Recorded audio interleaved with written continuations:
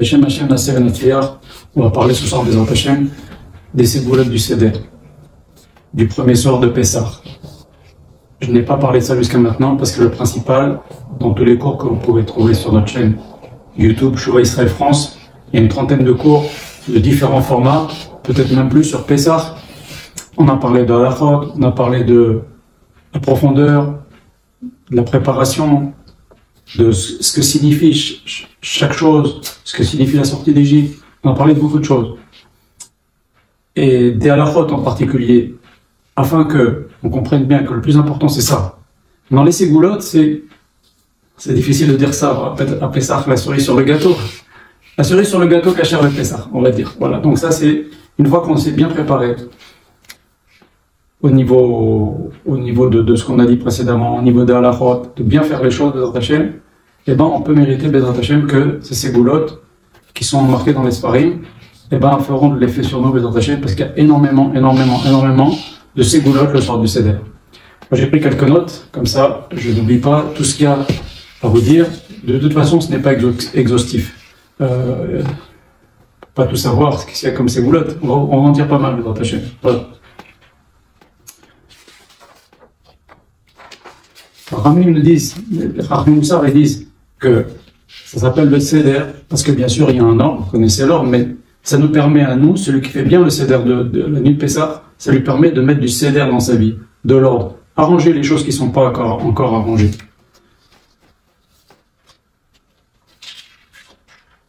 Alors, tout ce que je vais dire maintenant dans ce cours concerne la nuit du premier Seder. Pour ceux qui habitent en Chutz Haaretz, ça ne concerne pas le second Seder. Ces ségoulottes ne s'appliquent et ne concernent que la nuit du premier Seder.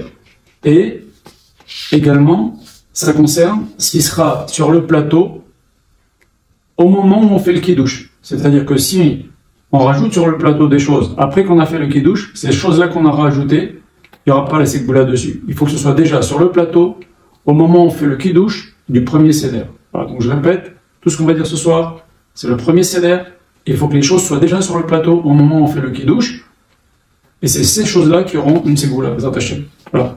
Donc, encore une fois, je précise, il faut se préparer, comme il dit le Peli Yoetz, c'est comme une fenêtre qu'on l'ouvre. Si on ouvre un peu la fenêtre, on ne reçoit pas beaucoup de lumière. Baruch Hashem, ça fait des années que vous écoutez des cours sur Pessah, cette année on a donné beaucoup de cours. Plus on ouvre la fenêtre, et plus on peut percevoir beaucoup de lumière cette nuit-là, Bezrat Hashem. Voilà. Et vous remarquerez qu'on en a parlé, c'est important de s'habiller en blanc. La nuit du Seder, on va ressembler, on veut mettre à l'aise les anges qui viennent nous voir, c'est quelque chose beaucoup. On voit les anges dans les maisons de chaque Bnei Israël, et aussi on sera comme le Kohen Gadol.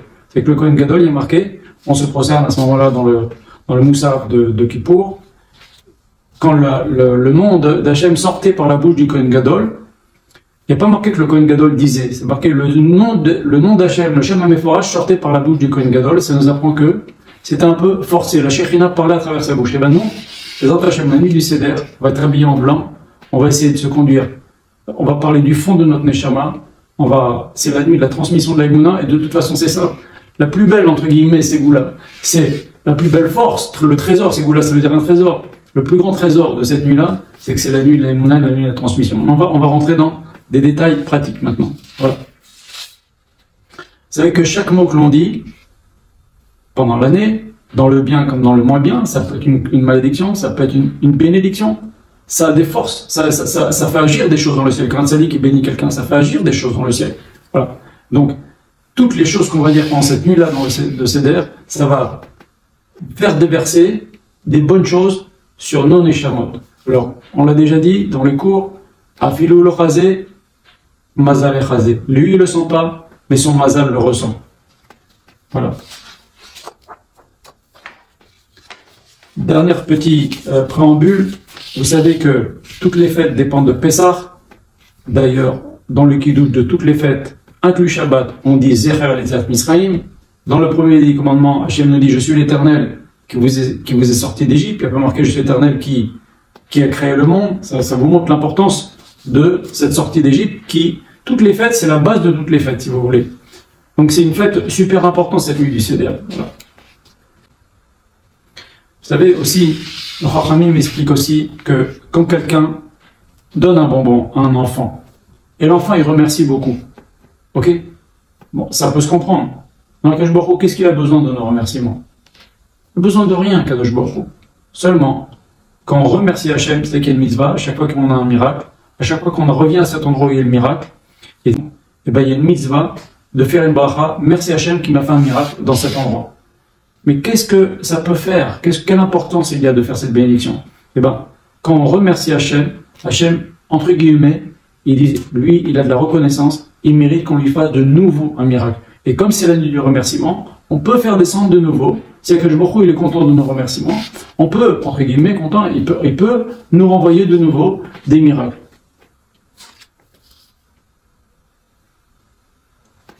Sachez aussi que la nuit de Rosh Hashanah, c'est le jour de Rosh Hashanah, Akadosh Baruch Hu décide ce qui va se passer pour nous pendant l'année, mais la nuit du Seder, Akadosh Baruch Hu décide les miracles qui vont se passer pour nous pendant les 12 mois qui nous séparent du Pessah suivant. Donc, les miracles dont on va pouvoir bénéficier, c'est aussi la nuit du Seder que ça va être décidé. Alors, la soirée du Seder, vous savez, on en a parlé, ça commence par Arvit et le Hallel pour tout le monde, les hommes et les femmes. Il faut savoir que ce Arvit du premier soir du Seder, il est aussi fort que Nehilat Kippour. C'est quand même extraordinaire. Ensuite, toute la nuit du Seder, elle est aussi puissante, aussi sainte que toute la nuit de Kippour.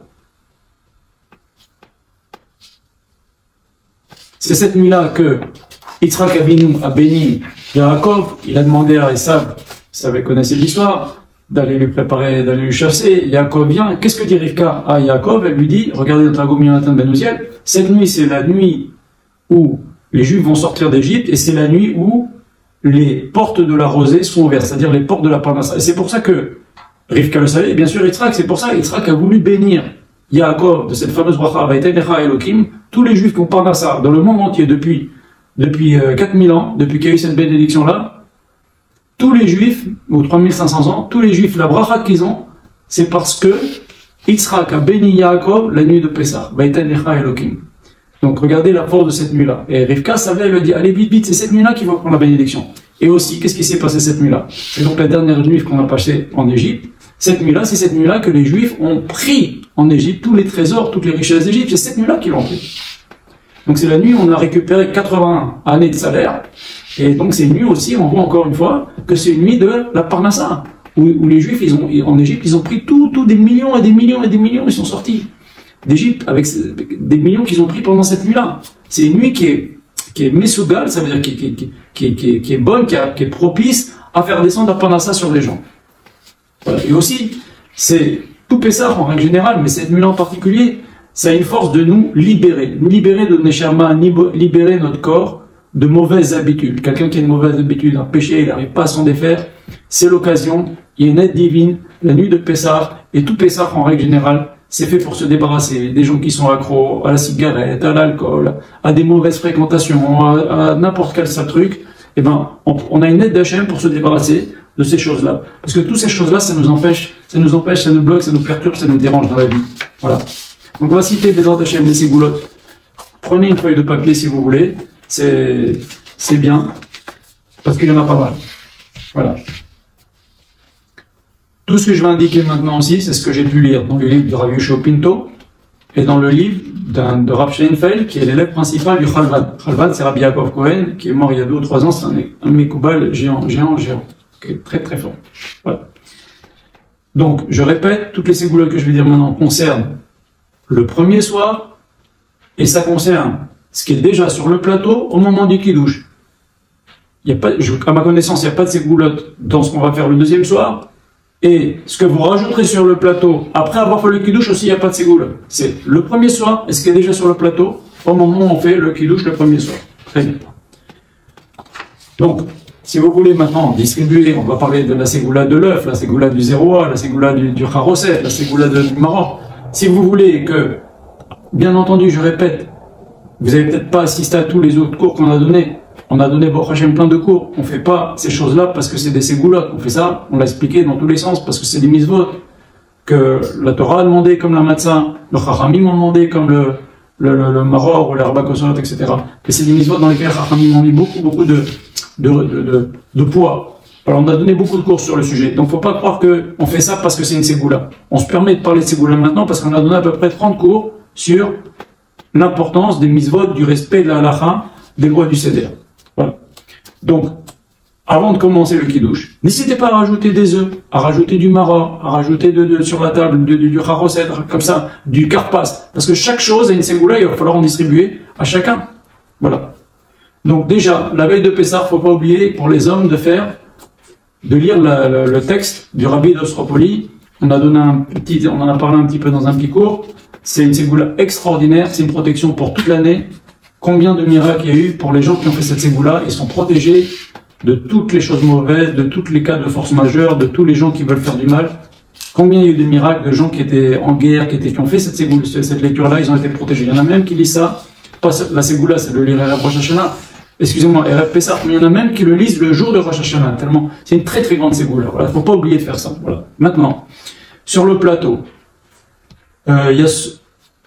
on dit que sur le plateau, ça représente 10 séphirotes, je ne vais pas m'étaler là-dessus maintenant, et on a le minhag dans certaines communautés de faire passer le plateau au-dessus de la tête. Le Chida, il en parle, le Chida, il a été en Tunisie il y a à peu près 200 ans et quelques, et il a raconté, il a vu ce minhag-là. Bon, c'est un minhag qui est ancien, bon, je rentre pas là-dedans, mais sachez que il y en a qui disent que de faire passer comme ça le plateau, c'est de faire descendre une hashpara, alors on va faire descendre une influence. Bon, ça c'est pas marqué dans les Sfarim, c'est une petite allusion, ok? Voilà. Donc maintenant, il est bien, cette nuit-là, de bénir les enfants. Parce que comme les portes du ciel sont ouvertes, les portes de la rosée sont ouvertes, on peut bénir les enfants dans tous les domaines. Voilà. Et on peut aussi bénir tout un Israël. Et on peut aussi bénir, dans les Sfarim, c'est marqué qu'on doit aussi prier pour les Neshamot qui sont en difficulté. Alors, je parle pas seulement des Juifs qui doivent faire tchouva, on doit tous faire tchouva, mais aussi des Neshamot de gens qui sont décédés, qui n'ont pas pu revenir en Gilgoul, ou qui sont dans des souffrances, etc. On peut prier pour ces Neshamot-là, si elles ont certainement des mérites. Voilà, il faut prier, les portes du ciel sont ouvertes cette nuit-là, donc il ne faut pas du tout hésiter à prier. Voilà. Au début de la Haggadah, donc on fait le Kiddush, on fait Itmol, ou je sais pas comment ils font les Marocains, ils ont aussi un minhag. Et puis, avant de dire Manishtana, vous verrez dans les Haggadot Ashkenaz, il y a marqué Kana ben Shoel. Ici, le fils demande à son père, et il commence à dire Manishtana, ok. Avant de dire Manishtana, c'est-à-dire, juste avant que les enfants disent Manishtana, ou les adultes, s'il n'y a pas d'enfants, eh ben, c'est bien à ce moment-là de prier. Parce qu'il y a marqué, ici, le fils demande à son père. Et nous sommes les fils des enfants d'Akadosh Baruch Hu. Donc ici, c'est un bon endroit pour prier, juste avant de dire Manishtana. Voilà. Après, au milieu de la Haggadah, vous verrez, il est marqué, Vitsaraku, el Eloke Aviem. Les Israël ont prié vers Hachem. Il y a une fameuse histoire avec le Rabbi d'Afta, je ne vais pas vous la raconter maintenant, mais il a conseillé, à cet endroit-là, vous arrêtez une seconde, vous fermez les yeux, vous priez à Kadosh Baruch Hu. Comme avant Manishtana, vous fermez les yeux, vous dites à Kadosh Baruch Hu, donne-moi ci, donne-moi ça, prie pour celui-là, pour un tel. Et bien pareil, à un endroit de la Haggadah, vers le milieu, il y a marqué Vitsaraku, quand on raconte un peu comment ça s'est passé l'esclavage en Égypte, combien les Égyptiens nous ont fait souffrir, il y a marqué un verset qui nous dit Vitsaraku, el Elohe Aviem, ils ont crié vers le Dieu de leur père. Et bien comme eux ils ont crié, nous aussi, à ce moment-là, on prie vers Hachem. Et c'est un remède ici dans la Haggadah qu'à cet endroit-là, il faut prier vers Hachem. Et donc vous arrêtez 2 secondes et vous priez vers Akadosh Baruch Hu. Prévenez les gens autour de vous. Ou alors s'ils ne veulent pas, ben vous arrêtez 2 secondes et vous priez à Akadosh Baruch Hu. Vous demandez tout ce dont vous avez besoin à ces endroits-là. Okay. Alors maintenant, l'herba kosot. Ça s'appelle l'herba kosot. On ne rentre pas dans l'explication, on en a déjà parlé dans les cours. Mais il faut savoir que l'herba kosot qui représente les 4 lettres du nom d'Hachem, et c'est aussi une kapara sur les Rabba Mitot Bedin. Vous savez qu'il y a 4 sortes de morts qui peuvent être décrétées que la Torah mentionne, que le Bedin peut faire en fonction des fautes. Et ben les 4 vers peuvent venir en kapara si jamais on a fait des fautes qui seraient, chas v'shalom, condamnables par ces 4 condamnations à mort du Bedin.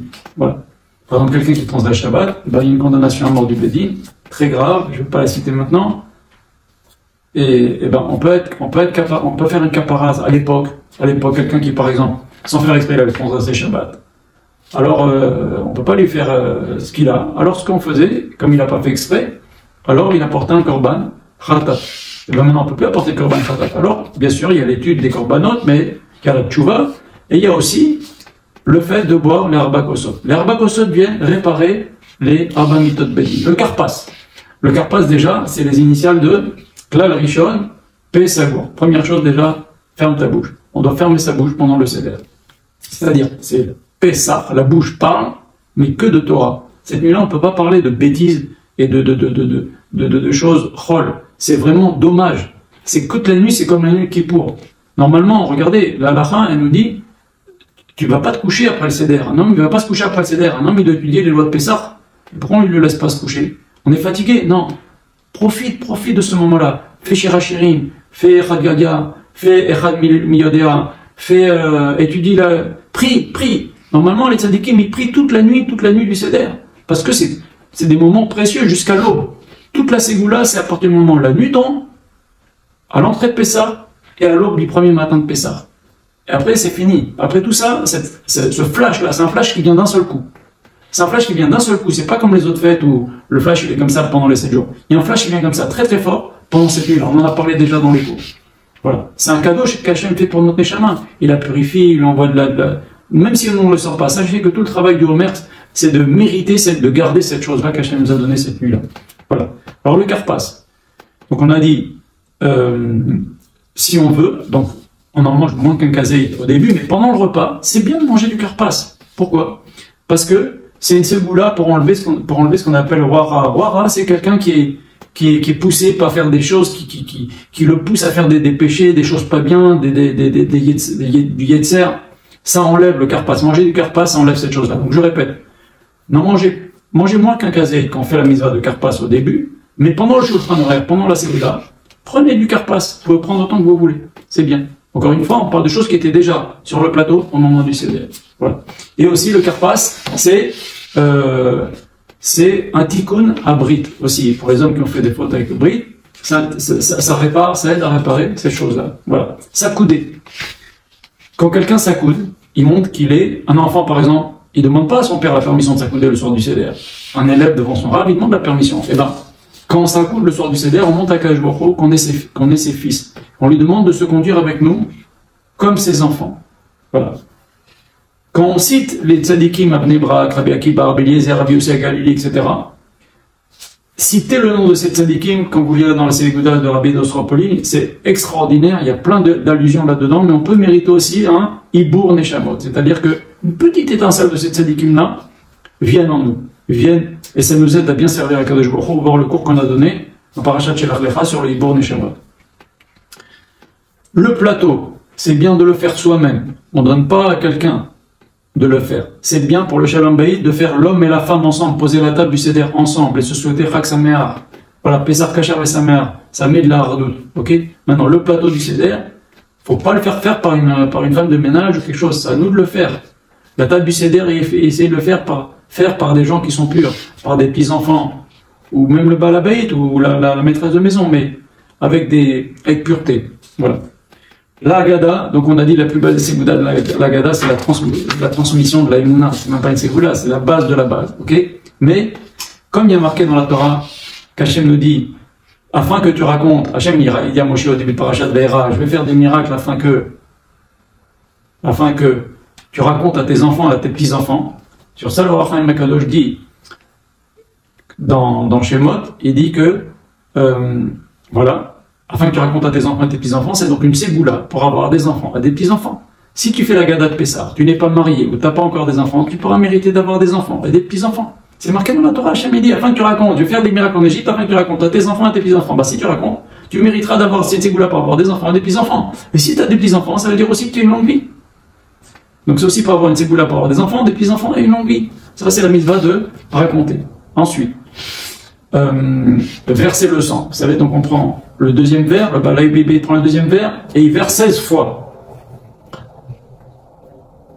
3 fois avant de dire les 10 plaies, on dit Esh, Timrod Hachan, on dit 3 choses. Après, on verse les 10 plaies. À chaque fois qu'on dit une plaie, on verse un petit peu. Et à la fin, on dit Rabbi Yehuda, Ayanot et Simanim, Detzar, Be'achav. Enfin, il dit les 3 initiales.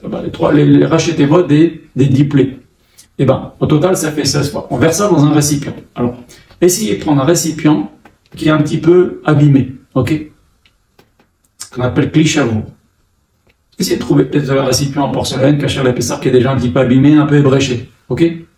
Et quand vous avez versé ça, on ne verse pas avec le doigt. Nous, on n'a pas le minag de faire ça. Enfin, le Rav, le Shop Pinto, dit que dans la famille Abouchatira et Pinto, ils n'ont pas ce minag. Le Khalvan aussi dit que c'est directement du deuxième verre, on verse dans ce récipient un petit peu brisé. Alors écoutez bien. Vous savez que les plaies, elles étaient en même temps une punition pour les Égyptiens et une guérison pour les Juifs. Parce que plus il y avait les plaies, et plus dès qu'il y a eu la première plaie, les Juifs ont commencé à s'enrichir, l'esclavage s'est arrêté, ils ont commencé à avoir la paix. Donc chaque plaie, c'est en fait une guérison pour les Juifs et une punition pour les Égyptiens. En hébreu, c'est ce qu'on dit Nigouf le Mitzraïm et Refoua pour les Juifs. Dans la Ségoula d'Arbidos, on en parle. Et ben, ce qui est versé, une fois que c'est versé par terre ou versé quelque part, c'est très dangereux. Donc, il ne faut pas le verser dans un endroit où on peut marcher dessus. Voilà. Ça, c'est très très dangereux. Okay. La matzah, c'est connu, c'est une ségoula pour avoir une longue vie. Et la matzah, on a dit, bien sûr, la matzah, vous voyez qu'on fait 7 brachot. Je ne vais pas les citer, mais on fait 7 brachot avant de goûter la matzah. Et Chachamim nous dit, c'est comme une kala. On s'est fait un minagim, il dit, c'est comme une kala. Une kala, tu ne peux pas te marier, il faut faire 7 brachot avant.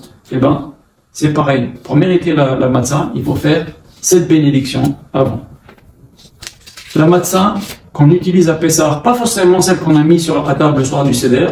Je rappelle qu'il ne faut pas donner de ce qu'il y a sur la table du Seder à des gens qui n'étaient pas avec vous. Certaines, ça reste dans la famille. Ok, c'est sur la table du Seder, ça ne va pas sortir. Ok. En tous les cas, vous prenez de la matzah shmora que vous avez achetée pour Pessah, même si vous ne l'avez pas utilisée pendant Pessah, mais elle est dans votre boîte, ou alors vous l'avez utilisée, elle était sur votre table sur du Seder, ou un des repas de Yom Tov. La matzah de Pessah, vous en gardez un petit peu et vous la mettez sur votre table le jour de Rosh Hashanah.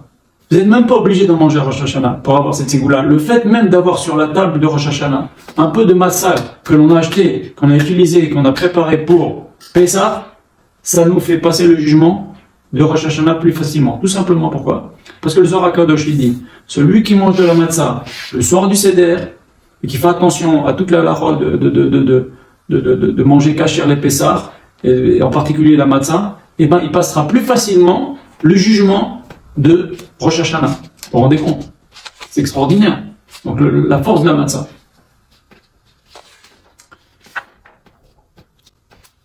Le maror diminue les jugements, diminue les difficultés, les rigueurs sur soi et sur Am Israël. Quand on mange du maror, il faut penser, il faut prier Kachem, il diminue les rigueurs qu'on peut avoir.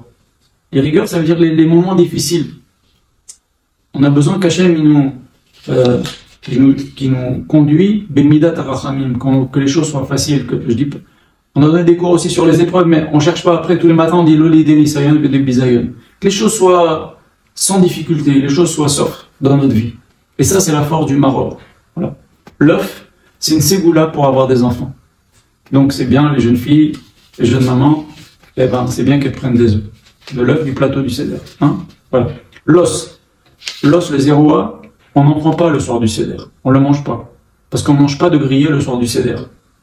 Mais, le matin de Pessah, on peut manger cet os, on peut le donner un petit peu, ce qui reste à manger sur cet os, c'est une ségoula pour un shidour. Voilà. La ficomane. La ficomane, c'est extraordinaire, c'est exceptionnel. C'est la partie déjà que l'on cache, puisqu'on coupe la matzah et on cache la plus grosse partie que l'on coupe, de cette matzah du milieu. On la cache pourquoi? Parce que c'est tellement kadosh, ça remplace le korban Pessah de l'époque, la ficomane. C'est tellement kadosh cette ficomane qu'on a peur que les forces du mal elles viennent nous l'abîmer. Donc c'est pour ça qu'on cache la ficomane. Il faut savoir aussi une bonne chose avec le Kabbalah, quand on mange, vous savez que nous on ne peut plus apporter le korban Pessah, mais dans le ciel, il y a un avis. Il y a un Beth Amikdash et Yonavi il apporte des korbanot. Michael aussi il apporte des korbanot, ce sont des anges. Et il apporte pour nous le korban Pessah dans le ciel. Et Yonavi, quand toi tu manges ton afikoman, et Yonavi il apporte le korban Pessah pour toi. Il y en a même qui disent que celui qui mérite, il peut avoir le goût dans l'afikoman du korban Pessah que Yonavi il est en train d'approcher pour lui dans le korban, dans le Beth Amikdash du ciel. Ça va très loin. Donc, vous savez que les paroles, il a dit, peine Hervé, de peur que les juifs se multiplient. La Baruch Hu, il a dit qu'il se multiplie. Qu'il se multiplie, c'est la même gematria que Afikoman. C'est une ségoula pour avoir des enfants. Et il faut penser, quand on mange la Afikoman, bien sûr de faire la mitzvah, bien entendu, mais pensez aussi à faire des soins de plein de brachot. Il faut savoir que l'Afikoman, c'est bien d'en garder un peu dans sa maison, un peu dans son sac à main pour les dames, un peu dans son portefeuille pour les messieurs, dans sa voiture, quand on part en voyage. Vous mettez un petit bout d'Afikoman, vous le mettez dans la lune, même un tout petit bout comme ça. Et je répète, tout ce que je dis, c'est de l'Afikoman qui était sur le plateau du Seder. Parce que l'Afikoman, comme j'ai dit dans les cours, vous avez une demi-matzah ou 3/4 de matzah on a coupé, ok? On y reste 3/4, on a caché, c'est l'Afikoman. Maintenant, vous allez donner un petit peu à chacun, mais vous ne pouvez pas donner un kazaït à chacun. On doit prendre au moins un kazaït d'Afikoman, au moins 30 grammes. Alors, vous n'allez pas pouvoir. Donc, ce que vous faites, vous allez donner un petit peu d'Afikoman, du vrai Afikoman, la demi-matzah qu'on a coupée, vous allez en donner à chacun et vous allez rajouter. Toute la ségoula, c'est sur ce qui a été coupé au début du Seder. Quand on a coupé la matzah, on a fait yachat. Cette grande partie-là, on va donner un petit peu à chacun au moment de l'Afikoman. On va la compléter, mais cette partie-là qu'on va donner un petit peu à chacun, c'est ça la ségoula de l'Afikoman.